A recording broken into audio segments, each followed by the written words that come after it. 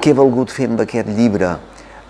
Mira, nosaltres, com a raça, com a espècie humana, crec que hem avançat molt tecnològicament, científicament, però humanament crec que no hem progressat com tocava, perquè continuem cometent els mateixos errors i tenint els mateixos defectes i les mateixes passions negatives que deia Spinoza que tenien els homes i les dones del segle I.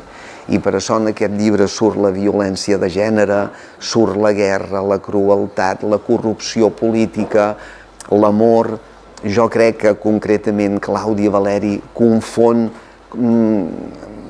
el plaer amb l'amor o confon el sexe amb l'amor, que són coses que no sempre van lligades. Vol ser un estudi psicològic també d'una persona humana.